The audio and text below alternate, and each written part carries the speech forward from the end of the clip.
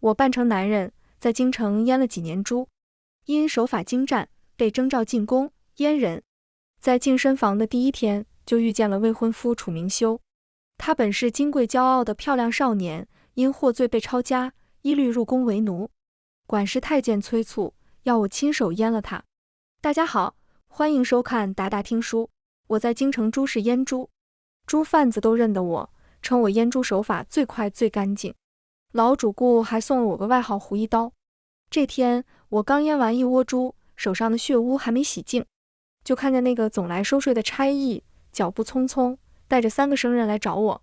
我纳闷，昨天不是刚征了税？他看见我，远远地扯着嗓子喊：胡青，这是宫里来的大人，专程来找你的。我在桶里涮了手，胡乱在衣襟上抹了2下。等那几人走近了，才知道原来是几个太监拿着宫里内务府的文书，点名要我进宫当差，说是要给一批新入宫的工人净身。我摸摸脸上的假胡子，迟疑，我只阉猪，可没阉过人。老太监白我一眼，一回生，二回熟，谁也不是生来就会阉人的。都说你手艺高超，出血少，伤口愈合快，咱家这才找上你。放心吧，进去有老师傅带，包教会的。老太监手里拿着征召令，没人敢违抗，更何况报酬丰厚，阉人1个月，顶得上阉猪1年。我硬着头皮收拾家伙，随太监入宫。洞开的宫门在我身后沉重合拢，我低着头，紧跟着那身青灰色的宦官袍脚，走过红墙金瓦，殿宇高台。侍卫们身披乌沉沉的金铁盔甲，手握长戟或雁翎刀，腰悬令牌，身姿挺直，锐利的目光压得人抬不起头来。数不清过了几道门之后，我被带到一处偏僻简陋的院落。这里到处弥漫着草药和淡淡的血腥气，匾额上写着3个字：净身房。我穿着宫里给的粗布工服，跟着技艺娴熟的老师傅学手艺。学的第一步便是捆人，将人的4肢用牛筋绑在床腿上，堵住嘴，免得叫唤。我给老师傅打下手，在他动完刀之后，插鹅毛管，敷上止血药，刀扎，一气呵成。男人那东西见多了也麻木了。渐渐的，在我心里，阉人跟阉猪也就没什么不同。门外一阵骚动，又有几名穿着囚服的人被推搡着押进来。我无意间抬眼一看，怔住。人群中那个狼狈不堪、脸色灰败的漂亮少年，正是我那个不愿娶乡野丫头的未婚夫者明修。楚家在半年前败落，听说家里的成年男人都被流放了，他年纪还小，竟被冲入皇宫为奴。者明修位极官，以前总是将头发高高竖起，傲得像只斗鸡，此刻脸色苍白，还带着血污，再也没有了往日的神气。我收回视线，专心干活。这批新太监人数不少，带我的那位老王师傅一刻不停地忙碌着，头上渐渐出了热汗。切下来的东西掉进血盆里，净身床上的人发出一声闷呼，昏死过去。我看那刀口似乎割深了，王师傅连连咒骂，天老子的，累得眼都花了，手也抖了，下刀不稳。换人，我出去抽袋烟，缓缓神。管事的太监直接点我接替，胡小子，愣着干嘛？你上！我让太监们把床上昏死过去的那个抬走。宫里的人命不值钱，死了就换下一个。楚明修被推上来，躺在床上，他呆滞的目光微微闪动，在我脸上划过，但他认不出我。以前他就没正眼看过我，现在我扮了男装，还贴了假胡子，他就更认不出。细牛筋绑上他的手脚，他的4肢无力地垂着，像死了一样，并不挣扎。拿起刀，我向一旁负责监看的管事太监徐公公陪笑道：公公，包扎用的桑皮纸不够了，师傅不在，我一个人走不开，能不能劳烦您帮我去隔壁拿过来？其他人刚才抬着人出去，站在我跟前的就剩他一个。辛苦公公，回头请您去城南吃烧鸡。他甩了甩袖子，不情不愿地出去了。胡一刀，出了名的刀快。我握着一块白布盖上去，下刀，白布上瞬间染上血迹。啊！床上的者明修发出一声惊天动地的惨呼，止血药粉迅速撒上去。包扎完毕，我抬手擦了擦额头上的汗。这明修还在嚎，我假装忙着收拾，任他嚎了一会儿，猪都没他嚎得响亮。管事太监拿着桑皮纸，急匆匆跑进门，快堵嘴，堵嘴，吵得我脑仁儿疼。我急忙拿了一团白布，捏着下巴，将这明修的嘴堵上，又嘘嘘在自己脸上扇了2下。公公莫怪，都是小的罪过，忘记给他堵嘴了，惊扰了公公，掌嘴掌嘴。太监无奈，他是公子哥出身，哪受得了这个？要不堵上，怕不是要叫破天去。弄干净了没？我端着血盆给他验看里头的东西，我头一回阉人，您看看成不成？太监最见不得这玩意儿，他匆匆扫了一眼，就不忍再看，背过身去，朝我摆了摆手，把这宝给他包起来，等他下葬那天一起埋了，到底下做个全乎人。是。我把血盆里的东西捞出来，扔进石灰粉里滚了一圈，拿布包了几层，塞进这明修的怀里。这批20个新太监整整齐齐被送进了残房闷禁。隔天我去残房给他们换药，昨天那个被王师傅割身了昏死过去的小子刘林，竟然命大没死，看见我来换药，挣扎着开口问我要东西。我的东西呢？听说这东西要留着下葬，我给他上了祖传的金疮药，放心吧，给你留着呢，等会儿拿给你。忙活了半天后，我来到楚明修的卧处，从他怀里掏出那东西，准备还给刘林，手腕却被楚明修抓住。他自小习武骑射，力气不小，你究竟为何？他的目光惊疑，似有不解。我掰开他的手指，二公子好好休息，这伤得养上1个月。你叫我二公子，你认识我？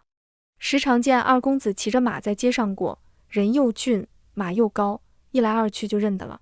抓着我手腕的那只手颓然落下。楚明修喃喃地说：可惜，再不能了。我的追云宝驹也不知流落到了何处，我的父亲兄长亲人，他们也不知去了哪里。听得我一阵唏嘘。街上的人提到楚家出事，总挂在嘴上的4个字就是党争倾轧。可惜我不过是个乡下丫头，读书少，不知道这4个字什么意思。但他提到兄长，我很难过。楚家大公子是个好人，当初我离开楚府后，他曾派人给我送了一大笔钱，还送回了那枚玉佩。我靠着这笔钱买了个小院落脚。他说楚家绝非背信弃义之人，让我耐心等候，他总会让弟弟回心转意。等着等着，就等来了楚家遭难的消息。唉，二公子不必如此，只要命留着，在哪里活着都有盼头。太监若混得好，将来出宫买个宅子，也能娶亲，到时候认个干儿，还能给自己留个后。大公子流放在外，说不定还能回来团聚。楚明修的眼里才终于有了点亮光。我给他换了药，又将提前准备好的一泡狗尿洒在他身上。残房闷热，外面的冷气进不来，这泡狗尿很快就散发出恶臭。管事的太监徐公公掩着鼻子骂娘。我陪笑解释，公公净身后嘎不住尿，不能怪他。公公要是嫌臭，就别靠近，一切都只管吩咐小的来料理。徐公公是过来人，知道我没诓他，但他也受不了，让我赶紧把他丢到柴房里。我用秸秆铺了一个地铺，搀着他躺下去。楚明修伤在腿根，并无大碍，换几次药就好了。柴房僻静，只有我和者明修2人。我喂了他一些补血的药。者明修一双凤眼死死盯着我。胡师傅，你到底为何要冒死做这掉脑袋的事儿？我放下药碗，你兄长楚大公子与我有恩，我家世代都是兽医，祖父曾在河西军中做军马医曹。楚家祖父时任河西道处置使，持金印监察西北6镇。某日巡视军中，不小心惊了马，亏得我祖父拼死将马制住。楚大人感念我祖父的义举，酒后硬是塞给他一块玉佩。府里的小孙儿正好与你刚添的孙女结亲。后来祖父归乡，靠着给畜生治病、接生、阉割的手艺，在10里8乡小有名气。从我记事起，祖父就常常摸着那块玉，对我念叨：咱岁岁有福气呢，长大后能当高门娘子。爹娘听见，每每泼他凉水。爹，你就别做梦了，那都是楚大人酒后胡言，当不得真。楚家要真认这门亲事，不至于这么多年不来探访。再说咱一个乡野人家，攀得上那个高枝？除了祖父，没人把这门亲事当真。祖父念了几年，到死也没盼来楚家上门提亲。正光8年，河西先遭洪灾，又闹瘟疫，我埋了父母和祖父，独自一人揣着那块玉来到京城。然而楚老大人已故，楚府的人都不知有这件亲事。楚家老夫人让人找来了当年的马奴，这才知晓了陈年旧事。玉佩做不得假，但是楚明修的生母林姨娘和楚明修本人都看不上我。那年楚明修才15，生得唇红齿白，丹凤眼，漂亮的像年画里的菩萨童子，就连生气起来都是好看的，不像我被北风吹裂的脸养了半年都还泛红。隔着漏花窗，我听见漂亮的少年愤愤地叫嚷：祖父不公，凭什么大哥能定下礼部侍郎的孙女，而我却只能娶个乡野丫头？我在未停留，扭身离开楚府。楚大公子派人到处寻我，他送来一个包袱，包袱里有钱，还有那块玉佩。即便我不抛头露面出去赚钱，这些钱也足够我过活半生。我很感激他。楚大公子楚明远是个清贵文雅的翩翩公子，才华学问人品都好。可惜了，在宫里待了1个月，等这批新人将养好了，我便要出宫。出宫前，我特意又见了一回楚明修。这人心高气傲，还臭美，有些事不得不嘱咐。你要是在宫里出不了头，只能做低等杂役，最好把自己弄污糟些。漂亮的小太监又不得势，很容易被人惦记。我不怕，我自小习武，若有人惹我，我跟他们拼命。娘爷就怕这种愣头青。我无奈，你拼命时有没有想过会暴露自己的秘密？咱俩的脑袋可都记在你身上，说不定还会连累到被流放的大公子。楚明修这才消停了，乖乖地将我给他的膏泥涂在脸上，白皙漂亮的小脸顿时变成土色。我伸手将他的唇上也涂了些。楚明修的唇颜色很好，像山里熟透了的野莓果，红艳艳的。这1个月来受着我的照顾，楚明修似乎很有些不舍，扯着我的袖子像只小狗：胡大哥，你什么时候再进宫？我其实比他还小1岁，今年才刚17。不来了，你自己在宫里万事小心。我从怀里掏出一个布囊，塞给他，这里头的东西是给你的，等我走了再打开。布囊里有些碎银子，楚大公子给了我很多钱，这银子原本就是楚家的，但我却不能给他太多。人好看惹祸，银子多也惹祸。等他当差后，宫中应有阅历，这些碎银子不过让他留着应急。除了银子，我还给他留了那块玉，这玉不能当面给，会暴露身份。他要是知道天天扒拉他的命根子，给他换药的，竟然是他看不上的那个乡下丫头，还不定怎么羞恼。皇宫我是不打算再来了，回去就找个借口，在手上弄个伤，以后也不腌猪了，干点别的，给畜生看病、接生都可。我挎着包袱匆匆出宫，快到宫门时，看见墙根卧着一只玉猫，这猫胖成一个团子，眯着眼，恹恹地趴着不动。我路过，停住脚步，蹲下仔细看了一眼，摇了摇头，站起身。泼辣的小宫女薅住我的后襟不放，厉声道：你小子对着公主的猫摇什么头？我不想生事，弓着身子连连道歉。姐姐莫怪，这猫真乖，我不由得多看了几眼。天马上热起来，容易伤时，你带它去看看兽医，开些药。小宫女转了转眼珠子，捞起我的通行腰牌，默念了一遍，放我走了。回到家，我就在手腕上缠了几圈白布，又去猪场转了几圈，遇见熟人便宣称伤到筋骨，阉不了猪了，以后都只能看病接生。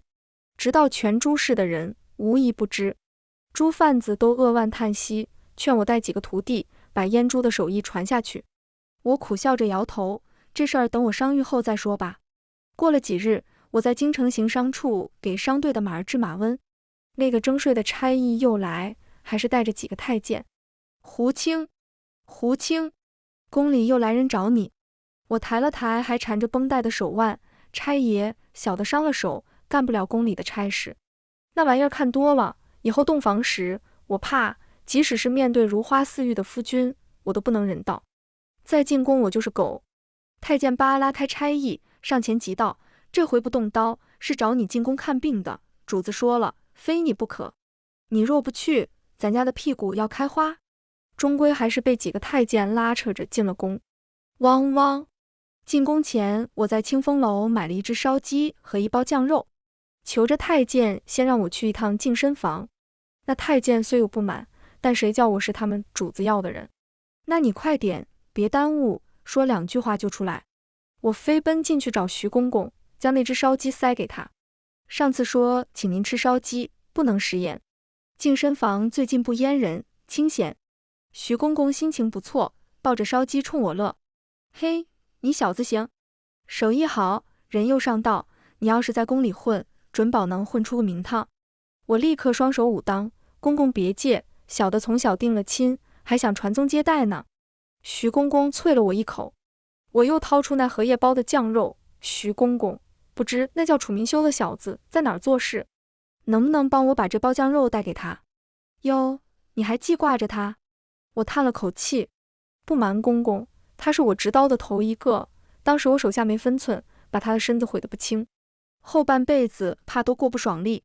我这心里一直过意不去，总觉得亏欠人家。徐公公恍然，怪到那小子净身后小脸蜡黄，原来是这个缘故。我连连点头，在他手里塞了一角银子，示了公公，他身子坏了，求公公多多照料，别为难他。徐公公动容，别人都不把我们阉人当人，你小子还算有点良心。放心吧，这东西我给你带到。我千恩万谢地出了门，出门就被拽走。太监们拉着我飞奔向前面的重重殿宇。到了一处宫门，太监们脚步慢下来，大气都不敢出。我也低头弓着身子，只看脚下，静悄悄地走。突然听见一个女子声音：你可来了，快点进来。我悄悄抬头，看见那天的泼辣小宫女，她心急得不行，直接上手拽我腰带。姐姐，使不得。小宫女叉腰道：跟我来。她把我带去一处偏殿，殿里桌上躺着一只玉猫，胖团子似的，瞳仁忽大忽小。她走路走不稳，半夜还起来狂吠。你给瞧瞧，她得了什么病？我站着不动，小的只是不入流的乡下兽医，姐姐该找御医来看，宫里的御医医术最好。要是御医能治好，我还找你来干嘛？我头垂得更低，小的也瞧不出。小宫女气得跺脚：你小子就会装。那天你盯着猫看了半晌，定是看出什么来了？当我是傻的？哪有半晌？我就看了一眼。女孩心软，最怕人央求。我哭丧着脸，扑通跪在地上：姐姐，小的父母双亡，全靠跟野狗抢食才活到这么大。这猫是贵人的宠物，我要是治不好，小命难保。姐姐你就心疼心疼我，找别人治吧。她的嗓音果然软了下来。这猫连御医都说治不好，本就没抱什么希望。我只是看公主难过，才想着破罐子破摔，找你来试试。公主那里我都说好了，治不好也不赖你，你尽管治。我蹭了一下起身：姐姐你早说啊，快去拿一壶香油来，用尖嘴糊装。再拿一块白布，要大的，能裹住猫身体，还得找个力气大的太监，帮我摁着猫，不让它乱动。你……小宫女瞪着眼，气哼哼的去了。这一折腾就是2个时辰。我趴在桌子上，眼巴巴的等猫排出油便，这才起身揉了揉酸痛的腰。这2时辰里，除了治猫，我还知道了宫女的名字。石榴姐姐，这几天就正常喂，看她恢复的如何，要是有什么异常，你再找我。石榴抱着猫，半信半疑的看我，就这样，灌个香油，拉个屎就完了？御医用了多少名贵的药？我嘿嘿一笑，药再贵，还不是不顶用。我家传的土方子就是这么治的。石榴撅嘴：胡青，你小子坏得很，刚才还冲我哭惨，都是装的吧？我从荷包里摸出几颗糖，塞进他手里。姐姐心善，小人记得姐姐的好。辞了石榴，我匆匆往宫外赶。快到宫门时，突然被人拦住，是小脸蜡黄的楚明修。他死死地盯着我的胡子看，我被他瞧得不自在。你在等我？楚明修手里抱着酱肉，你怎知我喜欢清风楼的酱肉？以前路过清风楼，常常见你的马儿拴在门口。我是兽医，见了畜生总忍不住多瞧几眼，更何况还是好看的畜生。胡青，嘘。他压低声音，你担着性命救我，就不怕死？我的视线穿过他，回到3年前。我早该死了，我该死在那年的洪灾和瘟疫里，也该死在从河西到京城的路上。亲人都没了的时候，我以为活不下去。走投无路时，突然想到京城还有门亲，就想去看一眼吧，看看你长什么样，再死。路不好走，我扮成叫花子，走了半年才到。好几次都以为活不成，老天爷没收。到了你家门口，门房要赶叫花子，幸好碰上大公子回来，愿意听我说话，这才进了府。进府后见了你，长得跟画里的人一样好看，可惜我低了低眉眼。14岁，我不得不扮成男人在京城讨生活，官差为难，地痞欺负，都没弄死我。不管哪天死，我都不怕，现在活着的每一天都是赚的。我当时的境遇，3年前的楚明修不会懂，但如今的楚明修应该懂我。他的鼻涕眼泪流了满脸，冲花了脸上的黄膏泥，露出雪白的肤色。我怕他哭个没完，赶紧换个话头，盯着他的伤处，你的伤口还疼吗？他蓦地红透耳根，伸手遮挡。再换一个。宫里有没有人欺负你？楚明修缓了缓，闷声道，你放心，他们欺负我，我就装孙子，断不会给你惹祸。装孙子是为了有朝一日不当孙子，用你的眼睛看，用你的脑子想，找到那条能往上走的路。我要赶在宫门落锁前出宫。衣角被人抓住，摇了摇。你还会来吗？不来了。我顿了顿，你要是缺什么，就托人告诉我，我给你送。大公子的下落，我也会托人打听。我又一次站在宫门前，狠狠地打自己的脸。这次被召进宫，说是西域贡马黑将军突发怪病，经如猛血，皮冠发热，御马监兽医诊断为蹄毒瘟，可医治了数日也不见好转。16藏在宫门后等我，我装作没看见他，大踏步向前走。胡青，你生气了？他跑上来和我并排疾行，偷偷看我脸色。这回真不是我说的，是太子来闲聊时提起黑将军生病，公主殿下多了一嘴，说宫外有个小兽医医术高明，遇医治不好的猫都能治好。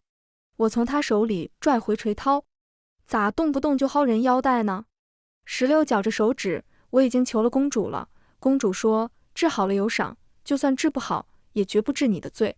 马场在皇宫西院，我用长针刺入蹄底肿胀处，抽出血色腐液，待铁锈腥气，又以牛角听筒紧贴马腿，听见谷内有细微声响，起身寻了个马奴，这马何时来的？来之前可曾上过战场？马奴回，上个月刚到，听说曾是匹军马。他的症状像是祖父曾提过的袖骨疽，军马在战场上踩多了腐尸，偶尔会患这种病。御马监的兽医平时也接触战马，但都是京城巡访用的，或是京畿马场里养的。像这种经历过实战、踩过湿泥的军马，见得不多，难怪诊治不出。我让人制住黑将军，切开蹄底处理腐肉，不料他吃痛蹬蹄，猛地直踹我心口。正在危急之时，有人飞身扑挡，我被人抱住，在地上滚了几圈。定睛一看，是者明修那张蜡黄小脸。他咧开嘴笑，老天又没收你，还能多活几天。热烫的血液滴落在我脸上，者明修的肩胛被蹄铁划开，深可见骨。10几人牢牢按住黑将军，我剜净腐肉，以烧红烙铁灼烫疮面，用药内服外敷，煮面木板固定伤腿。治完马，又嘱咐御马监的管事太监，以后凡是军马，一律在外头的马场里养1年，没有异样再往宫里送。战马不同于寻常马，有的染过病，有的受过刺激，万一惊了贵人，你们都担待不起。御马监的人不放我出宫，非得让我带到黑将军病愈才走。我每天照料完马，就去照料者明修。换药时松开包缠的白布，我问他疼吗？他闷笑，比不得你给我的那一刀疼。太监在宫里用不上好药，好药都是贵人用的。幸好我带了祖传的金疮药，别沾水，伤口深，得养个把月。此时天气已热，准明修闻了闻自己的衣服，皱眉，我是不是臭了？我打了盆热水，把他身上的衣服拨开，避开伤口擦洗，顺手把脸也擦了，露出糯米团子般白皙无瑕的脸。我的手隔着布巾摸了2把，凤眼上长结扑闪。胡清碎，你上次说我好看，我到底有多好看？是我这辈子见过最好看的，野莓果般的唇弯到耳根，比大哥还好看。我用布巾擦他红透的耳根，比大公子好看。想到大公子，一时怔中，握着布巾的手垂了下去。听说大公子被流放到辽东府苦役，也不知他那般文弱的身子能经受几年。楚明修一动不动地盯着我，我摸了摸胡子，大公子是好人，不该受苦。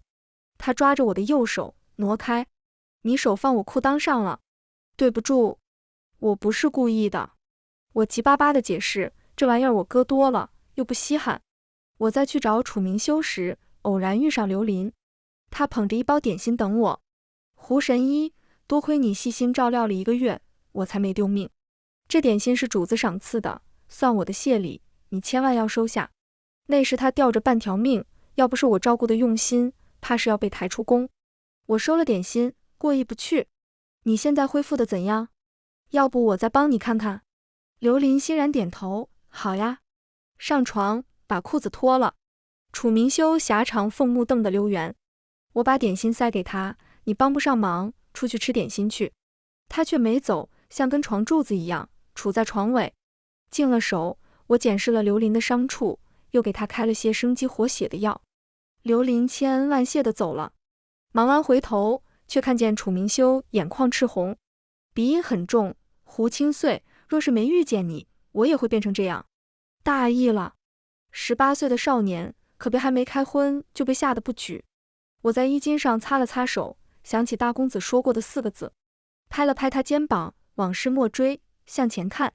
1个月后，我收拾东西准备出宫，楚明修又拉着我衣角，你还来吗？应该不来了吧？我迟疑，我也不知道。这次治好了黑将军，宫里赏赐了不少东西。我把赏赐的吃食和避暑的玩意儿留给楚明修，还给他留了些银子。遇到求人处，要学会拉得下脸面，使银子打点。他推辞，不想收，我就抬出他哥，我欠大公子的，这辈子都还不上，你就当是替他受了我的谢礼。在宫门处遇上16来送我，我把赏赐的香饼赠他。楚明修是我远房的亲戚，他从小性子倔，若是在宫里犯难，请姐姐搭把手，小的感念不尽。这些时日，我看出来了，16虽然只是个宫女，但她能在主子面前说得上话，必定是个受宠的丫头，日后有用得上的地方。16收了我的香饼，给了我一个荷包，这是上次治猫公主赏赐的银子。我把那荷包塞进她袖带，我孤家寡人，用不上这么多钱，姐姐留着攒嫁妆。宫女不易，将来年纪大了出宫，不能没有财物傍身。她抿着嘴，从荷包里掏出1锭银子，那就留1锭，总不能让人说我贪没了你的赏钱。我笑着收进怀里，等出宫后，找个首饰铺子，把这锭银子打成首饰，将来找机会给他。我进宫治疗御马的事儿，不知怎么传开了，不但是京城牲畜市场的人知道，就连来京城的外地行商也纷纷来找我，一时间忙得脚不沾地。被逼无奈，只好限制人数，每天只看诊10个，跑辽东的行商优先。一边看诊，一边打听，若是他们和辽东的苦役营有往来，就少收诊金。行商和边疆防军常有千丝万缕的联系，尤其是那些经常进出关口的商队。半年前流放到辽东的楚家人，若是你能打听到消息，我给你免诊金。不少行商都答应下来，一有机会就帮我打听。有人问我，就算是打听到了，你无权无势的，能做些什么呢？我沉默无语。或许是千里迢迢跑一趟，给他们送些衣食用品；或许花些银子贿赂苦役营的人，给大公子换个清闲活计。但我相信，只要不遭摧残，总有出头的日子。忙忙碌碌，时间过去了几个月，宫里一直没再来征召我。快入秋时，我在家中做免写，突然听见院门被敲响，放下手里的活计，我隔着门问：谁啊？是我，者明修。我打开门，一个身影闪进来。几个月不见，他又长高了，两手拎着沉甸甸的东西。你怎么出宫了？他笑着掏出腰牌。我会骑射，应召进了御马监。御马监长进兵，服气，马正，平日里跟着统领在皇城巡防或巡检京畿马场，出来的机会多。说着，他的脸色突然黯然。别人出宫都回家，我无处可去，只好到你这儿来。我急忙将他迎进屋，进来吧，喝口茶。这一迎，他脸色才缓和起来，拎起地上的东西进屋。看着这一堆大包小包，我诧异地问他，怎么拿这么多东西？我也不知该拿什么，就跟着营里兄弟，他们买什么我就买什么，不知不觉就买了这么多。他拿起桌上做了一半的棉鞋，这是给谁做的？我将倒满的茶杯放在他面前，又给他抓了把瓜子，给我自己做的。这是男鞋。我是男人。楚明修一下子被噎住，蔫蔫地看了我两眼。你在自己家里也贴胡子啊？时常有人来找，习惯了。我转到桌子对面，刚坐下，便发现了不对劲。你怎么把脸洗了？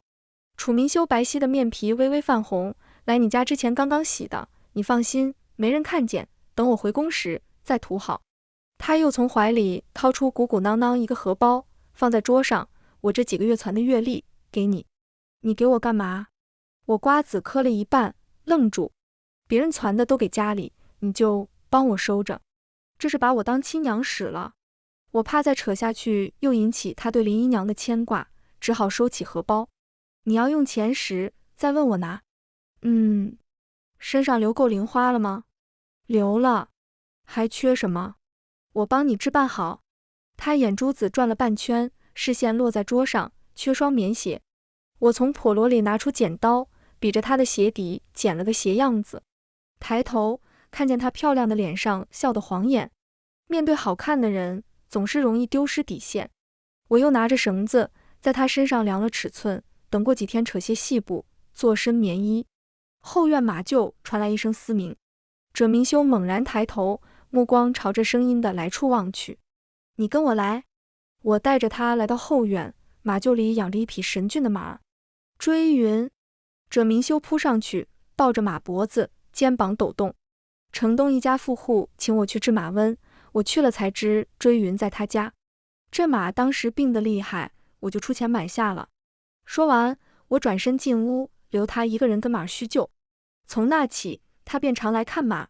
这天还带来2张喜帖，原来是徐公公在宫外娶了个老婆，请了相熟的人去吃席。我和楚明修去随了礼。徐公公买的是2进的院子，新媳妇是穷苦人家出身，看得出来他很高兴，哭完又笑，笑完又哭。喝醉了，拉着我不放。胡师傅，胡神医，等你娶妻的时候，一定要请我喝喜酒。楚明修不动声色地拉开他，帮我脱身。我俩走在回家的路上，谁都没说话。到了家门口，我猛然发现他还跟着。你不回宫？请了2天假，在你家歇一宿。我傻眼，你怎么能在我家歇？我们孤男寡女的。你是男人。我只好在厢房给他铺了个床。夜里洗漱完，我披着头发，端着水盆出来倒水。院子里的男人静静地伫立着，差点吓到我。我将水泼到墙根的菜地里。夜深了，你怎么还不睡？楚明修走到我面前，借着月光盯着我看。原来你长这样，不过是乡下丫头的模样，入不了二公子的眼。我转身欲走，被他一把拉住。岁岁。他喊我的闺名，都不知多久没人这么叫我了。阿嚏。夜晚的凉风吹得我身上一冷，没忍住打了个喷嚏。楚明修松开手，将他的外袍披在我身上，裹紧。他抓着领子不松手，我走不脱，只能搜肠刮肚找话聊。托了几个行商在辽东苦役营打听，都没找到大公子的名字，希望他没出事。我想着，要不过了年亲自去一趟。楚明修松了手，你一个姑娘家别去，我回御马监问问，有没有要押运军马上辽东的差事，可以带上我。好。他推着我进卧房。我回头关门的时候，正看见他站在屋外的月光里。知道这个人好看，没想到他还能更好看。第二天一大早起来，发现赭明修已经走了。厨房水缸里打满了水，柴房里劈好了柴，追云的马槽里新添了草料。堂屋的桌上放着一块玉。之后半个月，赭明修没再来。我将做好的棉鞋和棉衣托人捎给他。城外庄子上有只母牛得了产褥瘫，请我去治。盘桓了半日，到晌午才回来。进了巷子，远远看见家门口有个姑娘挎着包袱在等我。16，你怎么出宫了？她不说话，只瞪着通红的眼睛，狠狠地剜我。我赶紧开门，将她请进堂屋，又送上干净帕子。16拿着我的帕子，擦完眼睛，又擤鼻涕。到底怎么了？谁欺负你了？我等他安静下来，才轻声问。谁料他看了我一眼，就开始嚎啕起来。我没法，只好倒了杯热茶，放在他面前，等他哭完，刚好茶凉。他灌了2口茶水润喉，开始骂我：胡青，你个没良心的东西！我静静地等着，听他骂出前因后果。你和那个姓楚的小子，你俩根本不是远房亲戚。我心里一慌。16知道了什么？楚小子说你俩是相好。呜，你怎么会是个断袖？娘爷！我止不住挠头，这让我怎么圆？16哭诉个不停，我不敢吭声，只默默垂着头任他骂。骂了一炷香后，他解开随身的包袱，从里头拿出一套棉衣，狠狠地扔在我身上。老娘点灯熬蜡的做了半个月才做完，你他娘的竟然是个断袖！我收起棉衣，从衣柜底下的暗格里掏出一个布包，走到桌前，一层一层打开，里头放着一只银镯子和一只银簪子，都是上回他给的那锭银子打的。姐姐，这套首饰原本想送给你添嫁妆，现在就当是这套棉衣的谢礼。16摸着镯子，又开始啪嗒啪嗒掉眼泪。我叹了口气，你若还想来往，就把我当成个娘家兄弟；你若不想见我，那我就不去你跟前碍眼。过了许久，他终于止住。最近贵妃的鹦鹉病了，要是找你，你可千万别去。这活接不得，是有人下的毒，宫里头的水深着呢。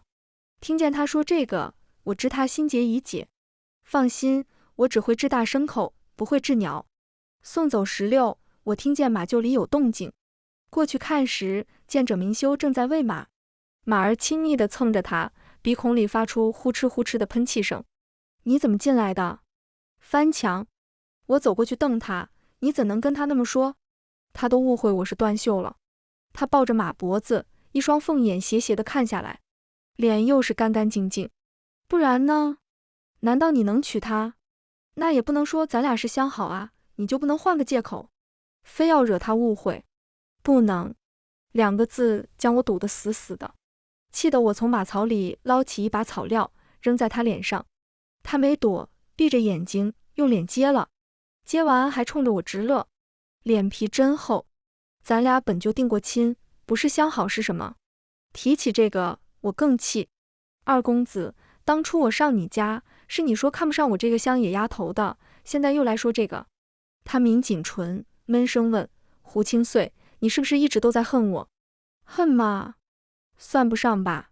锦绣堆里的少年，眼高于顶有什么错？14岁的孩子，只凭那惊艳的一眼，并不会生出多少情爱。更何况那时的我，需要的不是情爱，而是疼爱。可同我护我的人都走了，再也不见。我不答他，转身回屋。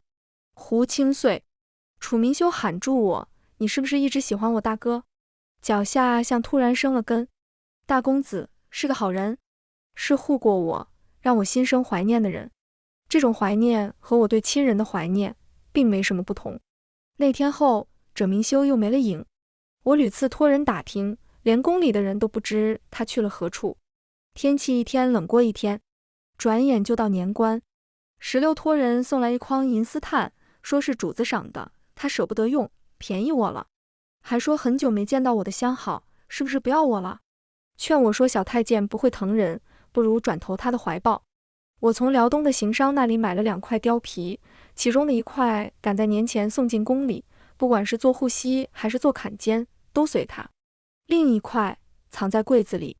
回来的时候，看见家门口停了一顶软轿，抬轿子的人见我回来，撩开帘子，从里头走出一个披着狐裘的美人儿。美人对我阴一笑，请问这位是胡神医吧？我拱了拱手，不敢当，姑娘是受人之托，来给胡神医捎个信。我将他让进屋里，他平退下人，只孤身一人和我这个男人对坐，看着像个闺秀，怎么这么鲁莽？我将炭火拨弄得大了些，并递给他一个暖手炉。好看的人总是让人心生怜惜，我这人浅薄，就是喜欢看脸。美人的声音也是柔柔的，好听。我闺名沈韵荣，是当朝礼部尚书之孙女。我猛地瞪大眼睛，她见我呆愣的模样，笑了。胡姑娘，你知道我？当今的礼部尚书，3年前是礼部侍郎，而和大公子定亲的，正是礼部侍郎的孙女。沈小姐，是不是大公子他有消息了？他从袖袋里掏出一封信来，信很长，我细细地看了一遍。大公子说，多亏沈小姐散尽千金，买通辽东2道官员，以征用算学人才的名义，将他调至粮仓管账，使他免除劳役之苦。一同流放的家中长辈也都被妥善安置，让我和者明修不必牵挂。他知二公子性子倔，怕他生事，让我看在大公子的面子上，多加照拂。我放下信，抬起衣袖摄是眼眶。大公子没事，真好。有一个人真心爱他护他，我替他高兴。沈小姐人美心善，一定会有好报。可是楚明修他跑哪儿去了呀？大公子，你弟他真不让人省心。除夕那日，我在父母和祖父母的牌位前摆好供果，燃上香烛。晚间泡在浴桶里，闭着眼，听着外面噼里啪啦的鞭炮声，身边突然袭来一阵寒气。胡清岁，你倒舒服。我猛地睁开眼，楚明修披着大氅，扶着浴桶，正弯腰看我。登徒子，我抬手护住胸，你怎么进来的？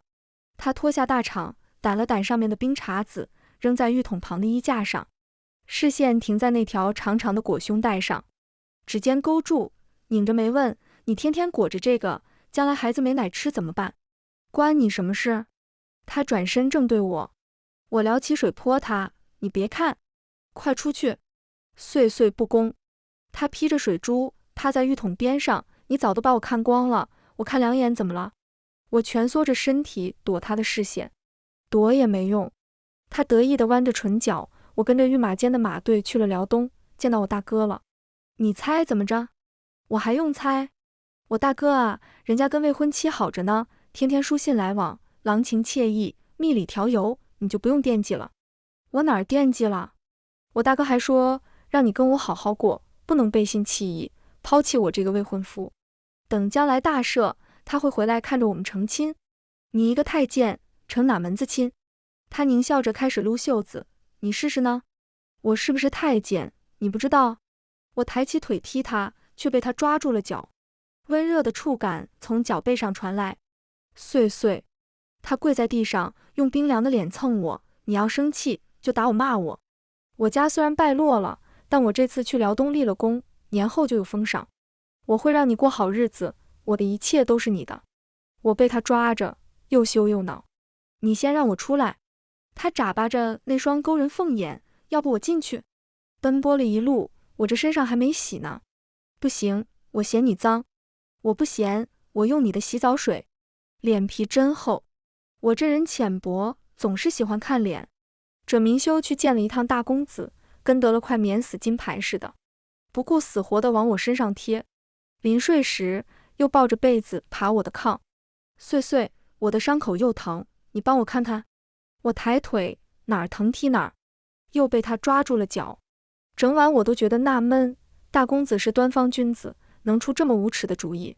趁他睡眼惺忪的时候，我悄悄趴在他耳边问。他含糊地吐出一句，我娘说烈女怕缠郎，我得缠着你，缠到和你成亲为止。